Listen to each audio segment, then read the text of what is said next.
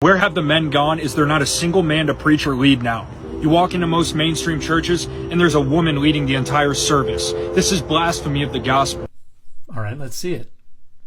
It says here in 1 Timothy chapter... I'm going to stop you right there, Chief. 1 Timothy was not written by Paul. It was written decades after Paul's death by someone who was only pretending to be Paul and who directly contradicted a number of Paul's positions. In Paul's genuine writings, he acknowledges the authority of women within the church, referring to deaconesses and even praising Eunia as a female apostle. Additionally, Paul talks about how when women prophesy in church, they should just have their heads covered.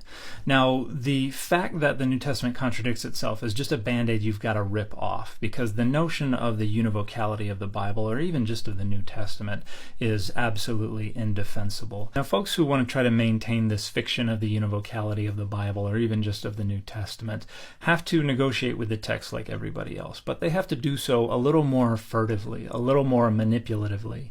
It requires centering and giving priority to certain texts and then marginalizing, reinterpreting, or outright ignoring the texts that disagree with those centered texts.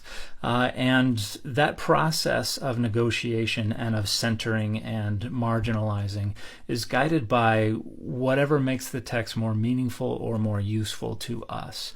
And so one can very easily make the case that women ought to have positions of authority within the church. In fact, the archaeological data make fairly clear that there were women in positions of ecclesiastical authority within the church for several centuries after the death of Jesus. But someone who wants to make the case that women should not have authority within the church has to ignore the archaeological data, has to ignore the genuine Pauline epistles that complicate their ideology, and basically has to use a couple of proof texts in order to uphold the position that is more meaningful to them. So a person who selectively negotiates with the biblical text in order to leverage it as a rhetorical tool in trying to prohibit women from having positions of ecclesiastical authority within the church is just showing that the Bible becomes most meaningful and most useful to them to the degree that it promotes knuckle-dragging misogyny and facilitates their structuring of power and values